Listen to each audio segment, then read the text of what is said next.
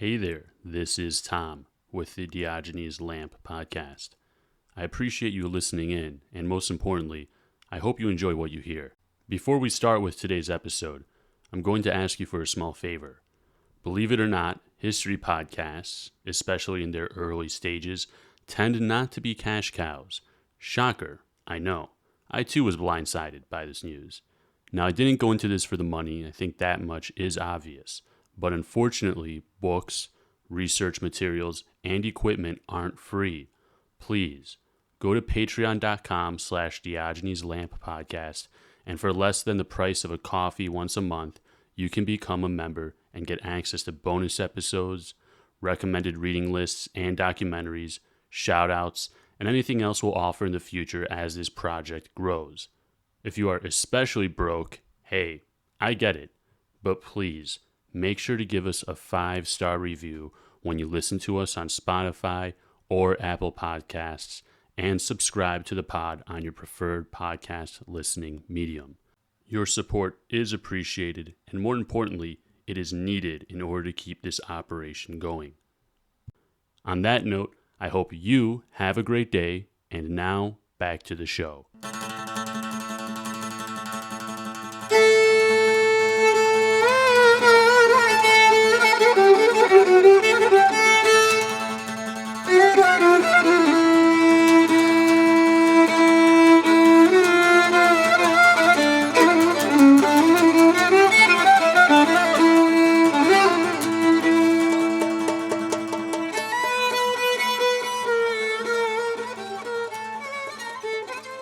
Hey everyone, today I was able to bring onto the pod, once again, Dr. Dale Pappas, who we've had on in the past for the episodes on the Noemvriana and the episode on interwar Cyprus. This episode is about a tiny rock in the middle of the Aegean, Ikaria, and its independence from the Ottoman Empire. It was a fun episode for both Dr. Pappas and I, as we both have connections to this beautiful place. Additionally, I wanted to show that there's more to this island than just the famous blue zone, as it's known for these days, and the lively 80 and 90-year-olds who in many cases live better and healthier lives than most of us who are listening to this now. The topic itself is a bit aside of any segments we're currently running, but it immediately caught my eye and I knew it was something we had to cover for the listeners. Enjoy! All right, so we got Dr. Dale Pappas here once again. Hope you're doing all right, and happy to have you back once again. Yeah, great to see you, and thanks for having me back. Of course, yeah. Well, after last time, there's no way we couldn't have you back again, especially to talk about this topic, topic very close to my heart. You wrote an article on the website The Collector, which has a lot of great stuff, I will say. The title is How One Tiny Island Took on the Ottoman Empire and Won. You wrote this back in May of 2027. And it's about a special place that before we even met each other, we had no idea when I reached out to you that you had a connection to Ikaria. I have a connection. My wife is Ikarian. You have Ikarian ancestry as well. I mean, literally, anyways. The connection's it's uncanny when I reached out to you. What made you write? I mean, was it literally just you felt an obligation to write about as a proud Ikarian, or was there something else that really made you write this piece? It's actually a really good question because, sure, it would seem like on the surface I would have written this just to, honor my background, and of course I grew up on a lot of these stories as someone who was always interested in history. That I grew up with these stories. I was somewhat familiar with this narrative, but not really so much so until I actually really started writing this piece. And honestly, I wanted to write this more so for the title of that I thought it would actually be an interesting read for people who knew nothing about this island, maybe even really nothing about Greek or Ottoman history, but just thinking about how does this little tiny island in the Mediterranean that is rebelling against this empire in this moment, right? In 1912, we think about not just the Balkan Wars, or people who know a bit more about military history or about the region's history, but also how this is close to the First World War. This is a big watershed moment in history. What's going on in this little place? How do they become their own country, technically, for some time before joining Greece? And how is this sort of related to the wider story of this era in kind of two ways? Both the story about the decline of the Ottoman Empire, yes, this sort of older narrative that the empire is being divided up and won't last very long beyond this point, which in and of itself has been challenged a little bit more so by historians in recent years. But then also this bigger question about the sort of wider trend in the world and especially in Europe in the early 1900s, which is the real triumph of nationalism and about creating nation states out of empires. And yet, in this story, I think as we'll talk about more, there's a little bit of a question here about, is this really nationalism if they're creating a separate state that's not united with Greece? So are we talking about Greek nationalism? Are we talking about something It's more altogether different? pragmatic, Right, is what you're saying. Is more right, pragmatism than nationalism. right. And so, how do we make sense of this event? Hmm. And what does it mean, not just for people who like us have a connection to this place, and also just because we're Greek, Hmm. of Greek descent as well, but what is that sort of wider connection? Yeah. No, absolutely. I mean, I when I saw the title, I said, "No way!" Someone wrote an article on Ikarian independence because, you don't. I mean, for you've been to Ikaria many times. I've been to Ikaria many times. You don't think of rebellion when you go to Ikaria. Uh, you think of naps, uh, really good food, Right, maybe a nice kotopita, right, like a chicken pie, or like a nice, I don't know, rooster with right. macaronia and some tomato sauce, or, really good food and beautiful beaches and just utter raw, untouched beauty. Really, Absolutely. relaxation. What's the phrase? Roloi que te lo podría tener justicia sin Ikaria.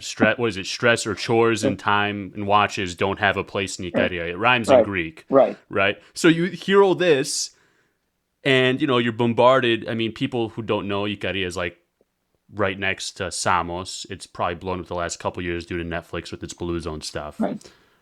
And I saw the title, and it's just so almost out of place. But what you think? But of course, we're talking today, 2024. This is over 100 years ago at this point, right? So let's go back to that time. Let's talk a little more about Ikaria at that time. Like, what was its place, let's say, in the Ottoman Empire? Could you talk about that? Right, yeah. So, I mean, the island's story within the Ottoman Empire goes all the way back, really to about the 1520s, early 16th century.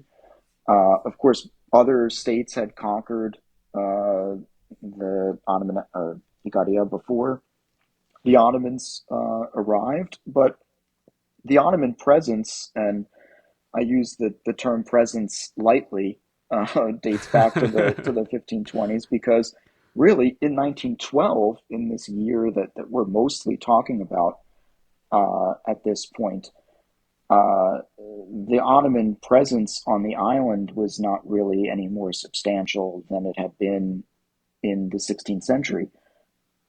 There was very little, especially in terms of physical reminders or symbols that this was an Ottoman controlled island.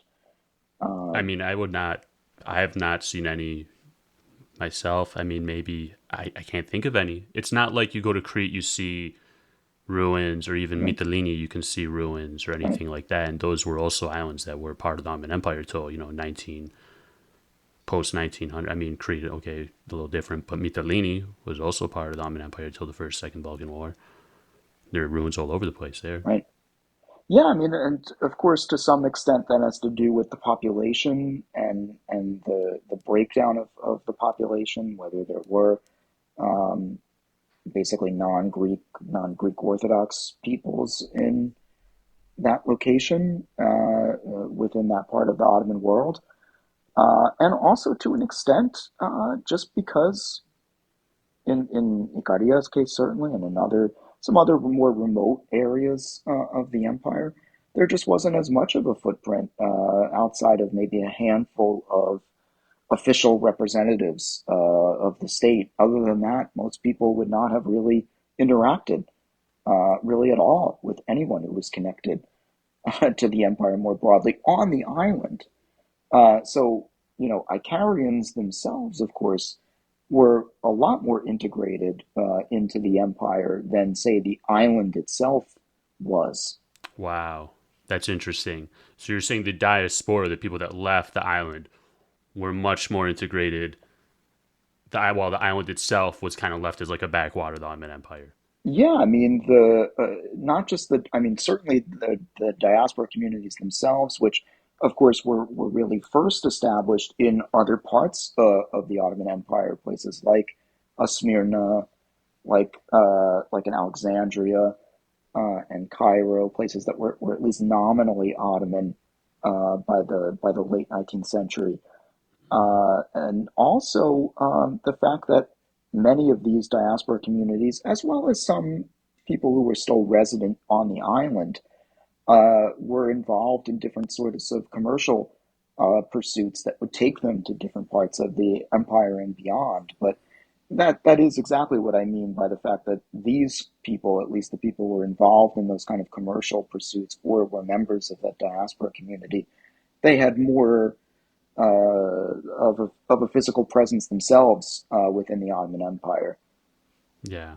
I mean, I guess it makes sense when Ikaria being treated the way it was treated its position, given, what Ikaria is. It's a tiny island. It's extremely isolated. I mean, I don't know if you've ever heard this. This is a crazy story. It's a little off topic, but it does testify to like the ruggedness and the wildness of Ikaria. And I heard this from two people independent of each other. There's this girl I know. She's from the town of from a town called Karkinagri, and she was like, "Yeah, in my town." And I was telling her about where my dad's from, and I was like, "Yeah, there wasn't roads or running water, electricity in my dad's village until '74. The junta Mm. actually gave it to where my dad's from." And she's like, "Well, we didn't have roads going there till 2004." I said, "What?" And she says, "Yeah, yeah, yeah." And then she was telling me, she said, when you could only get there by boat, right? Apparently. And she said when visitors would come, Kseni, let's say, which foreigners, but even if they were just not people outside from Karkinagri, she says it was known that the men would come out with shotguns and they get barrels of wine.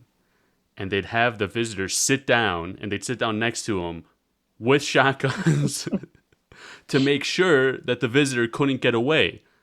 So I was talking to another older Ikarian, and I told him about this story. And he said, "Oh yeah, yeah, absolutely." And I said, "Why would they do this? Why would they get shotguns?" And he said, "Well, they don't get a lot of visitors." So, well, It's that makes sense. I guess you're right. They probably don't get a lot of visitors. and exactly. I mean, there are still to this day really rather remote parts of the island, especially in relation to other even some other neighboring islands like Samos or Chios, for example. And True. that connects back to this wider point too about well, if we're situating Ikaria in 1912 in relation to the Ottoman world and sort of where they are within the empire and that they are remote, especially with the exception of these people who are elsewhere or who are have connections themselves to those places outside of Ikaria.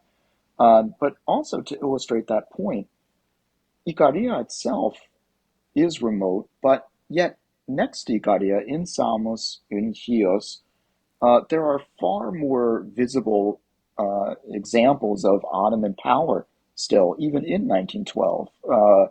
I think there was at least a few thousand troops stationed in Chios still at that same date. So just because Ikaria seems like this rather remote place that most Ottoman officials are ignorant of, if they're somewhere else within the empire at that point, that's not true of the other areas just around the island. So there is still an Ottoman presence in this region that's rather strong in 1912, and that, of course, would change the following year with the Balkan Wars, with the Second Balkan War, or by the end of the Second Balkan War, I should say.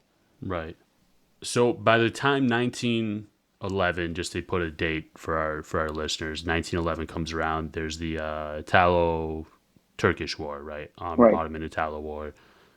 You know, Italy seizes Libya. At this point, they also seize the Dodecanese Islands.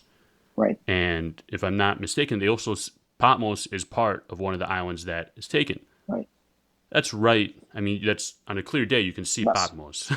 exactly. It's right there. Right. Was there any? Is it okay? Let me ask you this. I guess is it fair to say that as much as Ikaria could have been either joined with Greece or not joined to remain part of the Ottoman Empire, that also could have fallen into the another part of the Italian occupation zone?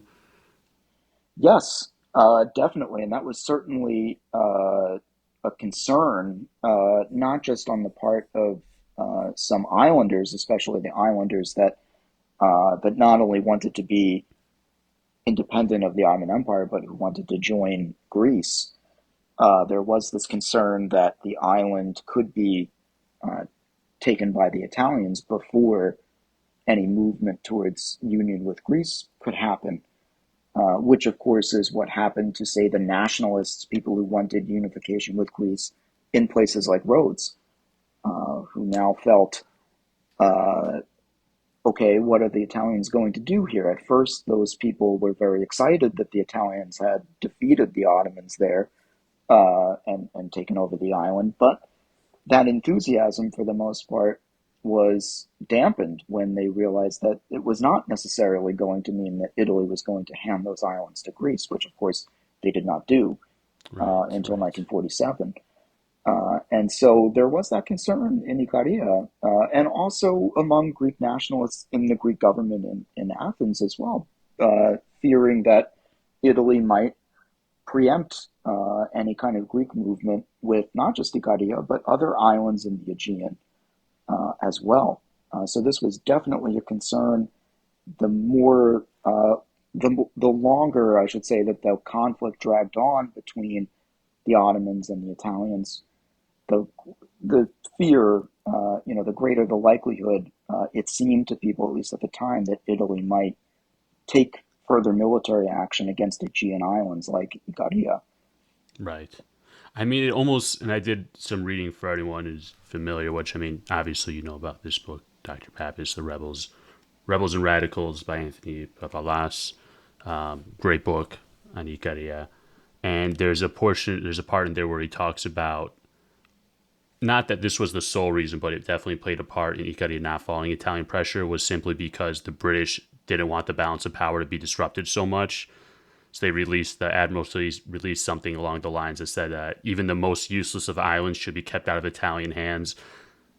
No offense to Ikaria, but it was probably fell under that category of useless. It is a rock in Right. the Aegean after all.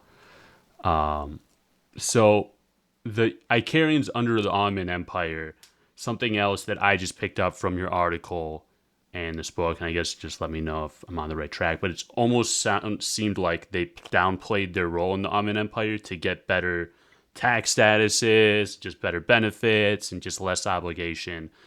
Um, is that and until the Young Turk Revolution came, then they really kind of cracked down on things, and that's when things kind of started to change. Right. I mean, I think that that's partially true. I mean, I think a lot of that more so is sort of the island's local folklore. tradition as Right. well, which, to be honest, a lot of these events are still wrapped in these sort of local stories and hearsay, and that's actually part of what makes this such an interesting story, that this only happened roughly 100 years ago, really a little over 100 years ago, and so much of this is sort of unknown, or we're relying mostly on stories, like local stories, to explain these events. Right, because I imagine because it took place in Ikaria. Like if this took place in Athens, you probably have access to press, more Right. journalists.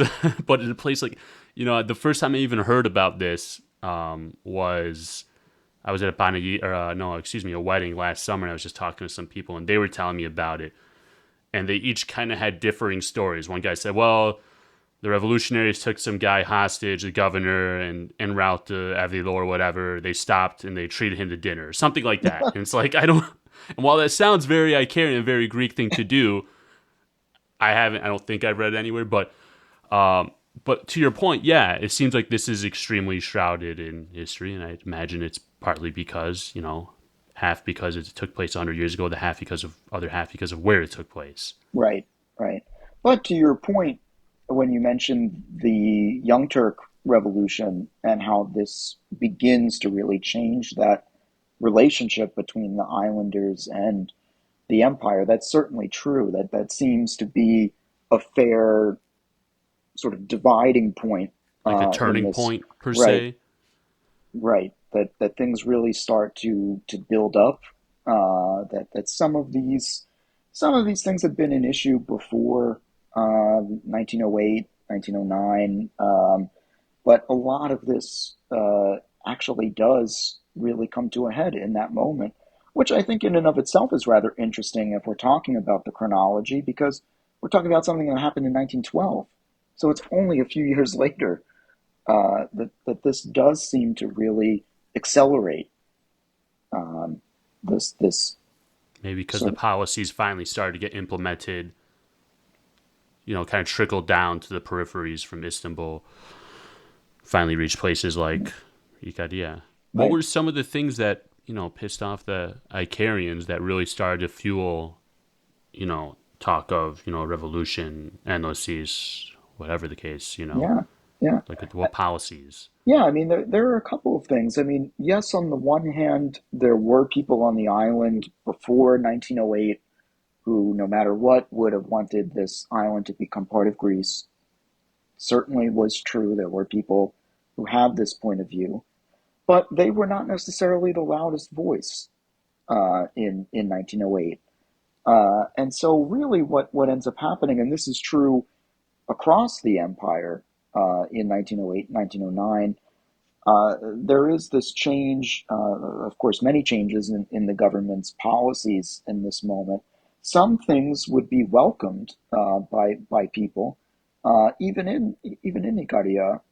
There was a bit of enthusiasm for some of these changes that were happening within the empire, but for people on the island, really the main issues or these main sticking points revolved around some of the government policies relating to the military, especially to conscription, to mandatory military service, which was a new development for all Ottoman, for everyone in the Ottoman Empire at that point.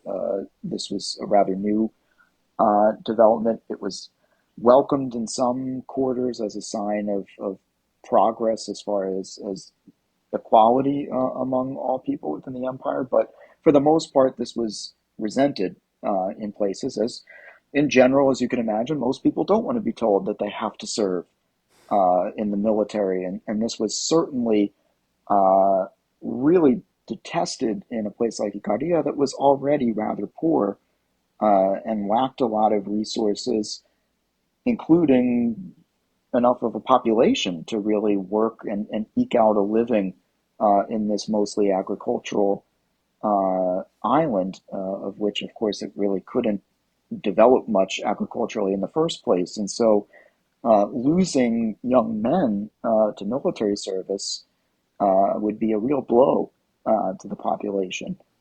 Um, Wow. and so you have this issue. And then related to that issue, then, is therefore this proposal and then sort of an actual prohibition placed on tobacco production. Right. I was just On gonna say, it sounds like that's a real. When I was reading your piece and just other sources, it sounds like that was a real. They were really mad about the tobacco thing, huh? and yeah, I mean, from my understanding, again, from some of these historians that have focused a lot more on this topic and also benefited from uh, oral histories and being kind of closer to the older generations of people who were more closely uh, linked to these events. It does seem to be a real breaking point. This idea of a prohibition, a ban on tobacco production, on a place that, for one, was not some kind of prolific producer of tobacco. It's not like there's say present day northern Greece Or uh, Chios, right? It right was had a ton or of tobacco this isn't Virginia or the Carolinas or right. something. This isn't like a tobacco empire location at any one point, but it was the idea that people were actually, and this is what some historians like Pappas were mentioning as well, that this is something that people were making a little bit of money from this tobacco cultivation, and where money was scarce and where opportunities to really acquire any kind of resource and sustenance really were limited. Banning something, even however small it was, would be a huge hardship or would lead to big problems for many people on the island. And so this really frustrated people, not just your kind of, again, like we were mentioning, some of the agitators, people who were already more inclined to nationalism and who were more enthusiastic supporters of bringing about some kind of change and bringing about a union with Greece. This affected everyone. Yeah. I mean, they all seem like. I mean, these are generally. I mean, doesn't. I don't think it really matters where you would be. That these would be unpopular policies, right? Increased taxes, um, being told you can't grow crops that even are making a little bit of money for you, and enforced conscription, right? Like I don't think it's these are really favorable anywhere. So I mean, all these things are happening. The Ottoman Empire is getting trounced by Italy. I mean, not trounced per se, but they're losing substantial land. They've already lost Libya and the Dodecanese Islands. How does the revolution, or how does the actual mechanics of the excuse me, how does the revolution really start per se? How was it started? How who led it? If that's the right question. Um, yeah, yeah. How did it really get going? Well, and I'll preface that by saying something that we've already mentioned before about this sort of reliance upon tradition and folklore and hearsay. Anyone's interpretation of these events will vary, Oh wow, depending full disclosure, right? depending on even which part of the island you might be from or where your ancestors came from. There will be a different story in your family, and so it was actually one of the reasons why I tried to leave out a lot of the, well, according to this person, they said this happened in the revolution, or this person mentioned this as a Right. important part, because I knew that no one, no Icarian will be completely pleased with whatever anyone writes, because it's not all going to necessarily align with this is what I've always been told, You or didn't want to ruin your next vacation to right, Ikaria, is what you're right. saying. That You want that there is there and there's certainly a lot more that could be brought up in this case, and I'll give you just one example.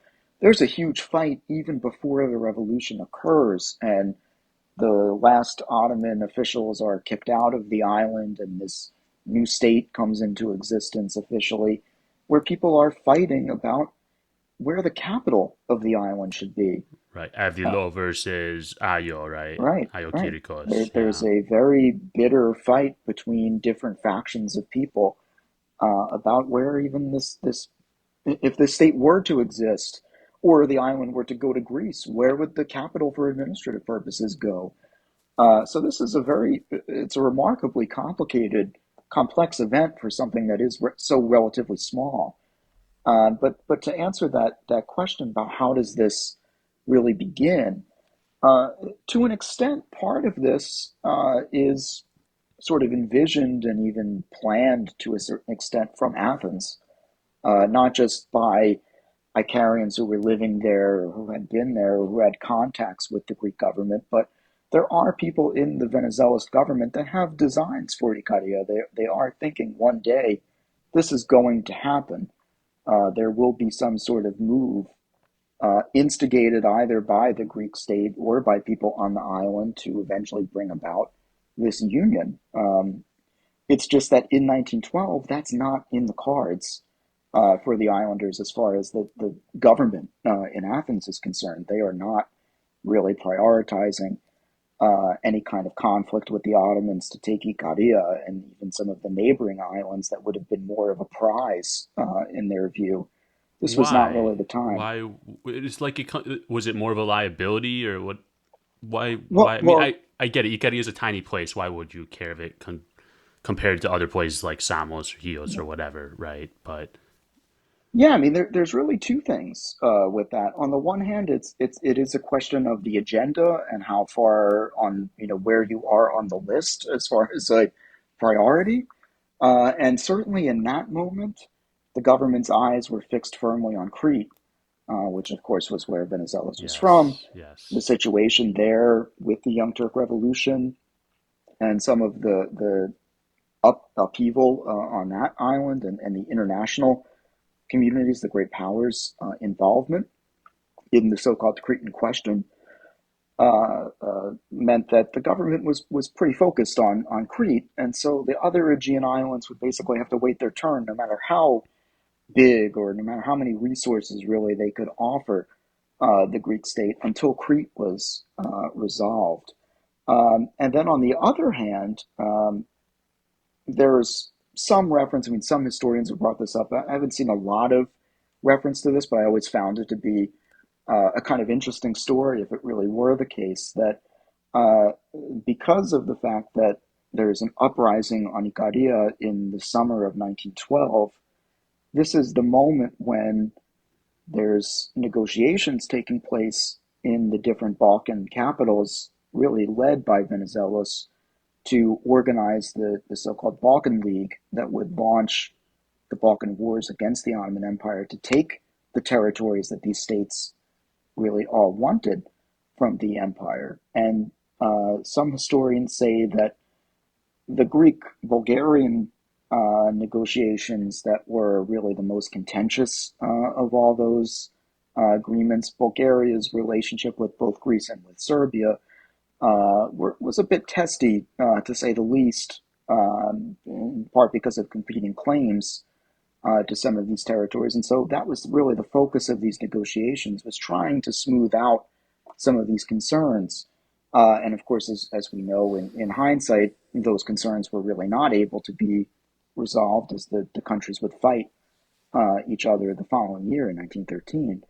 But at this moment in 1912, the Bulgarians actually implemented or they basically demanded that a clause be inserted into the agreement that said that no country can preempt the Balkan League. We have to all kind of decide together when we're going to launch this conflict. We're going to have to pick a day here to start this. No one can make a unilateral move towards the Ottoman Empire. Oh And my so gosh. the Venizelos government, probably at least according to this perspective, may have had some sleepless nights that summer of 1912, fearing that the whole agreement would collapse if Bulgaria accused the Venizelos government of instigating the uprising in Ikaria, figuring it's a small place, who would even know what was going on, but if they were going to take advantage of the Ottoman Empire in some way without bringing in all of their allies or potential allies here, that this could really throw a wrench in the plans for the Right. First Balkan War. The entire plan going kaput due to a tiny, a tiny island, a tiny Right, rock, really. right, right. Wow. Wow. And so of course, I mean, we don't know how much that factored in to those decisions, and of course, it didn't derail the alliance. Many other things eventually derailed that alliance a Right. few months after. But it is interesting that the Icarians basically took the initiative there. They stole the initiative from the Greek state, who, like we were saying, had plans to kind of do something like this. And the Greek state was allowing for arms shipments to get to the island. So there were people, there were contacts. They were not totally out of the loop here, but they were, meaning Athens, was out of the loop in as far as the summer of 1912 was concerned, that any actual military action would take place on the island. Right. And for our listeners, just to for another to have a timetable per se where we are, the first Balkan War starts early October of 1912. So I mean, this is a whole 2 3 months before the first Balkan Wars even started. Ikaria has, really like you're saying, gotten a jump on it. Um, so, you were talking about arms are kind of flooding into the island a little bit. They're being armed. There is this kind of movement.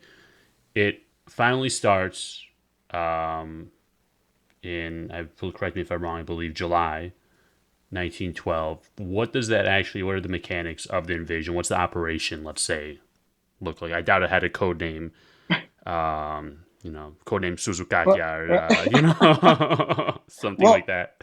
right. I mean, it's interesting. I think there's, again, kind of going back to this idea that people have different views, where they've been told different things, and have kind of taken that to heart over the years. It does actually have a kind of unusual story of how this fighting actually takes place. Now, of course, we also have to mention here that what does the Ottoman state look like on this island when these people are going to take up arms and try to drive out this Ottoman force? It's very small. I think there's basically like maybe 20 to 30 soldiers, if I'm not mistaken, Wow, that's not very many. on the whole island, You and then compare that with Ottoman. right next door, like Right, Chios and Samos, I imagine, are much larger garrisons. right, right. So there was a very small force. Basically, everyone knew who these soldiers were, and the soldiers knew the people they were interacting with for the most part as well. And of course, the island was governed by an Ottoman Greek official, which was rather commonplace by that point in the early 1900s in areas that were governed or areas that were maybe majority Greek or majority Greek Orthodox Christian areas. That would have an Ottoman Greek official to maybe minimize the chances of some kind of incident like this ever happening.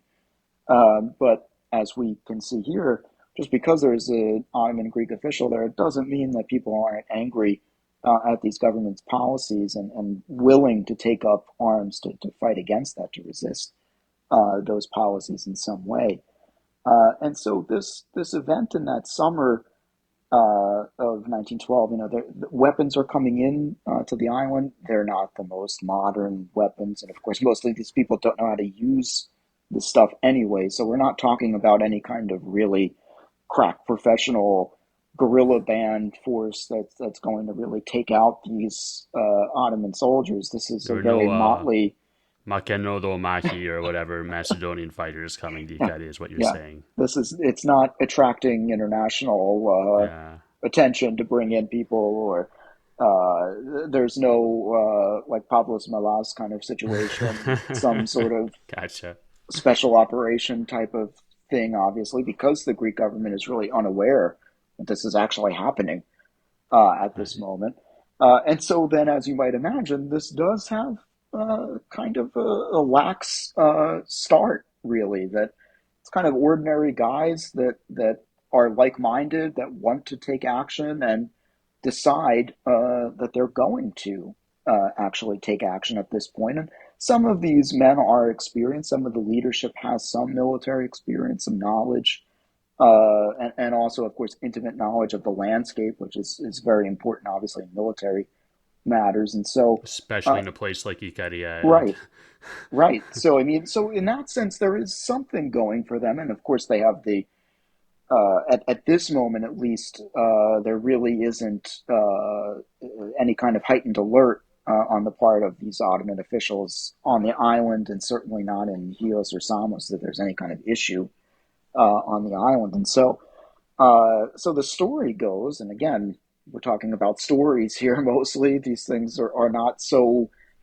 so concrete in terms of the historical record, but supposedly the plan was that a group of people would head out and move towards the island's capital, which was Aya, as it still is and was at the time, um, and hopefully catch the administrator and the soldiers in that garrison off guard and take over. And they pretended to go on a hunt, like a partridge hunt, and that's why they had their guns Nice with them. cover. Yeah, so I mean, and according to the story, no one was really fooled by this, and that began Not nice to cover. I'm sorry. yeah, that It didn't work. no one seemed particularly fooled by what was going on. Maybe they didn't, I guess, sell it well enough, but. Uh, at this point as well, there's also movement on the other side of the island. There was going to kind of be an eventual link up between these different rebels, and they were going to essentially mop up whatever kind of opposition they would face, take control of the island, and sort of just settle things right then and there. And so this is the day before the actual really fighting takes place. The fighting really begins on the 17th, and so there's this kind of mini event there on the 16th as they start to really form up and menace basically these Ottoman soldiers now, because now these soldiers, of course, are like, what's going on? They would have never Hmm. have imagined that they would be facing something like this. And so several soldiers escape this group of hunters and warn everyone in the capital. And so now the Ottomans are on high alert. Now, high alert with, however, a handful of soldiers doesn't really Right. mean so much.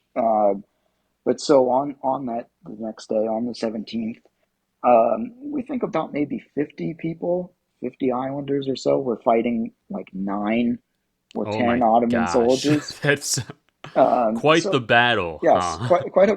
and supposedly, according to a lot of these stories, there was actually like pretty heavy fighting on that road to Evilo, on the road to the other side of the Oh island. wow. That there was they fired a lot of shots back and forth at each other, but really Hmm. hardly anyone got hit by anything. It was just a lot of firing back and forth at one another. And this leads to another one of those stories. We don't really know what happened other than the fact that one Ikarian was killed in this skirmish. George Spanos, who becomes a hero on the island, this martyr for independence. Um, uh, Still to That's this pretty day, amazing. a rather Only one. famous, right, a rather famous person, just one real serious casualty there in this whole skirmish that lasted for a little bit of time, from what we understand. Now we really don't know what happened to Spanos. There are people that say he was killed by friendly fire. Uh, Other people say otherwise. No one really knows the details of this. We just know the outcome. And these Ottomans eventually give up. They're overwhelmed. They don't really have any more ammunition. And not long after, these rebels gather strength. I mean, people now are, as what usually happens in these kind of events, more people when they start realizing what's going on, kind of flock to to participate.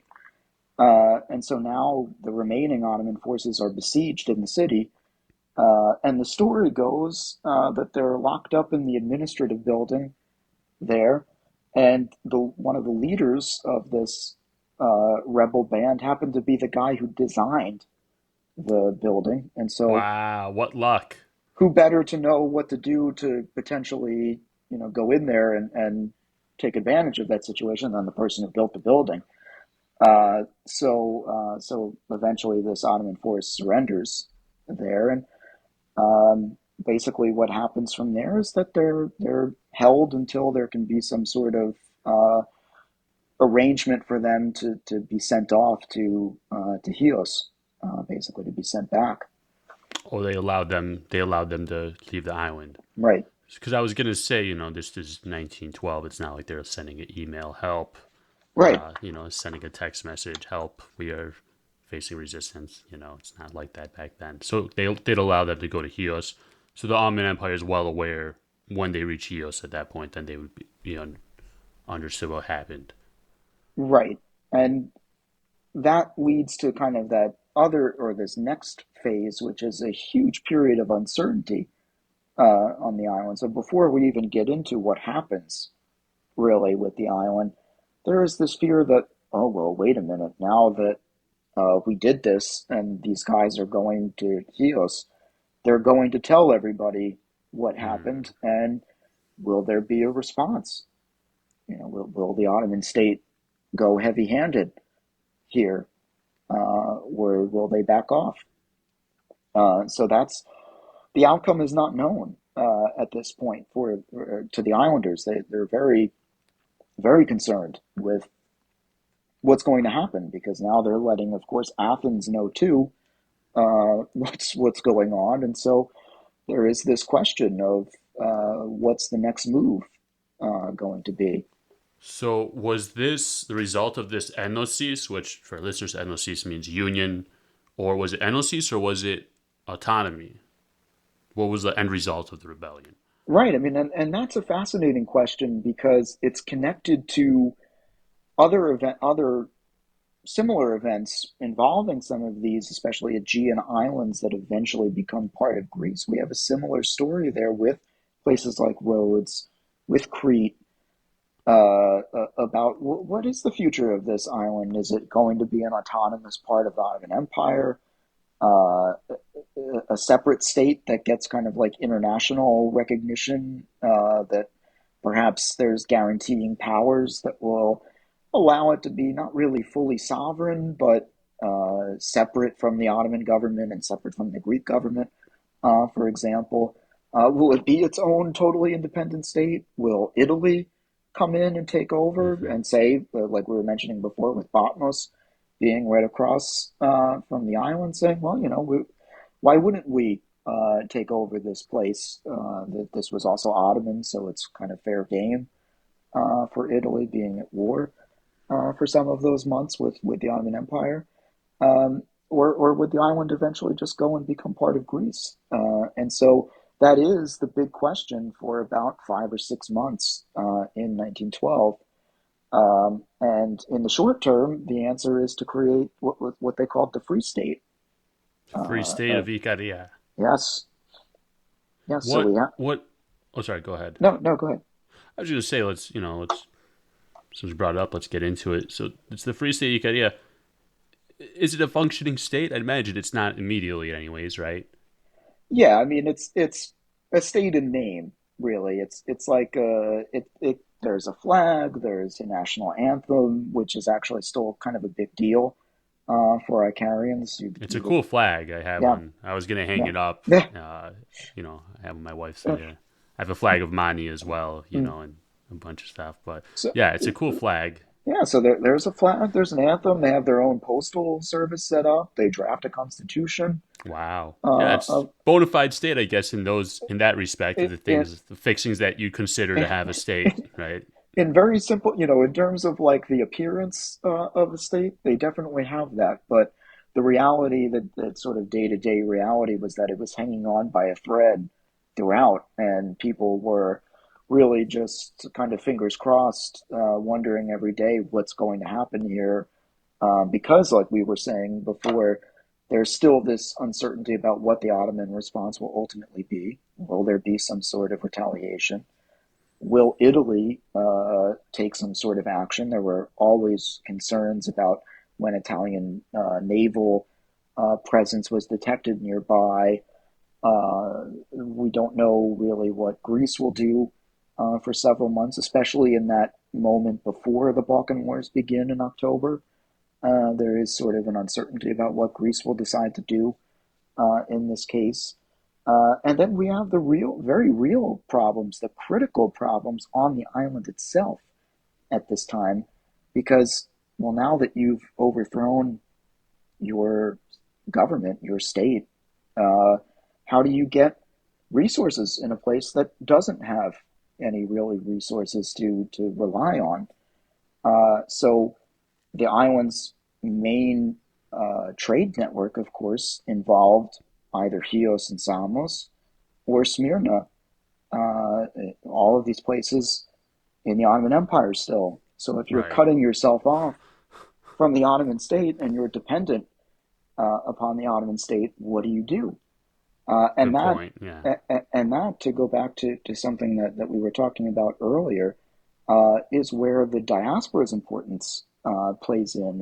It's really uh, a really important development in that moment is that the diaspora, whether we're talking about the still relatively small diaspora in the U.S. At this point, but that continues to grow, or Egypt, or Smyrna, or and of course some of the neighboring islands as well, just people on the neighboring islands trying to help the islanders now in this moment of need, because we're talking about not just a concern about, say, military protection. What do you do if the Ottomans decide to retaliate or the Italians come here, for instance?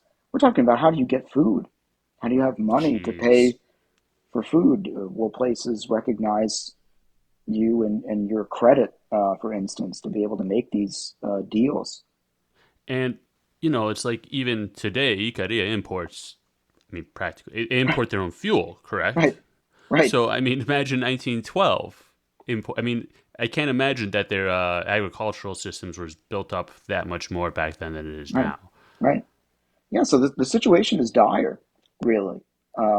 It becomes the situation really changes from one where a lot of people are, of course, enthusiastic that summer that something had happened, something exciting had happened. They had made this big change by declaring their independence from the Ottoman Empire and driving out this little military force there. But now, what do? You know, when the party's Right. over, really, I mean, you have to really go back to reality, and that reality was scary for for several months. And That's so the once it, age old question, right? It's like the age old conundrum is revolution's over. Now we have to build a right, state. Oh no. right, Right. and what do you do to build a state that really no one necessarily wanted in the first place? These were people who, for the most part, were Greek nationalists in the same way that their fellow Greek nationalists in places like Patmos and Rhodes and Cyprus and Crete at that point too envisioned eventually their islands being part of Greece. And so, how do you really invest enough to develop a state when that's not really your goal uh, necessarily? How And long did so, the state Oh, I'm so or sorry. no, go ahead. I was just gonna ask how long did the state actually last for before About five, union with Greece? yeah, I mean, about 5 months. Ah, So, in that sense, they were sort of bailed out once again by the Balkan Wars, that this kind of right. start of the Balkan Wars. So, whereas the island's decision to rebel almost threw this whole Balkan alliance potentially into question, or might have even potentially delayed Greece's ability to participate in that conflict, if we're to kind of go along with that view. Hmm. The Balkan Wars themselves breaking out when they did, which, of course, too, by the way, Montenegro starts unilaterally in the alliance. So it's not like all the states were like, let's go on True. this It's not like they day. all started at the same time Right, anyways. right. This campaign does kind of get off to a bit of a scattered start, but that was more so the Greek-Bulgarian relationship, that sort of fraught relationship that caused that initial problem. Ah, But so the fact that this war starts in October, it couldn't have started soon enough for people in Ikaria, because now they could turn to Greece and say, well, You don't have to fight for us. Here, here we are. Right. This is what we want. We want to join the state. Will you allow us to join the state? And will there be any objection internationally? Well, certainly not from the Ottoman Empire, who's the enemy of that Greek state at that point. So the war comes at a very, it's a fortunate Right. development for the island. Who knows how long, much longer they could have held out as a quote unquote state, Yeah, you know. It's not that I could not see the Ikarians building their own state. I don't want to fall into stereotypes and stuff like that. I definitely could, whatever. When push comes to shove, whatever, right?